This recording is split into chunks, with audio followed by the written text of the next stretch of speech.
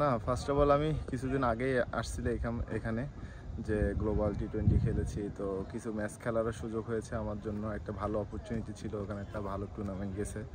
And কাল পরশু থেকে আমাদের টি20 সিরিজ শুরু হচ্ছে। তো কারা বড় টিম কারা ছোট টিম সেটার থেকে বড় কথা হচ্ছে কারা 20টা ওভার ভালো খেলবে, 40টা ওভার ভালো খেলবে মাঠে। তো ওইটার জন্য অপেক্ষা করতে হবে। আমরা যদি তিনটা সাইডই ভালো করতে পারি, bowling batting fielding team wise ভালো খেলতে পারি, আমরা আশা করি যে তাদেরকে আমরা আরামসে বিট করতে পারবো। এবং তারা টি20তে ভালো টিম, ওদের থেকে মনোযোগ দিতে হবে। আমরা আমাদের বেস্টটা দেওয়ার চেষ্টা করলে আমরা ম্যাচ উইন করতে পারবো।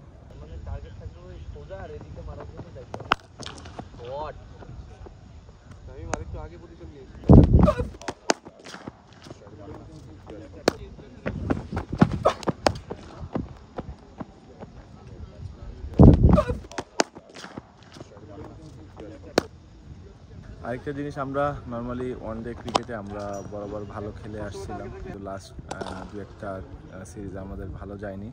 তারপরে তার মধ্যে একটা ভালো জিনিস আছে যে আমরা ব্যাটসম্যানরা অ্যাটলিস্ট 300 রান করছি, এটাও একটা ভালো দিক।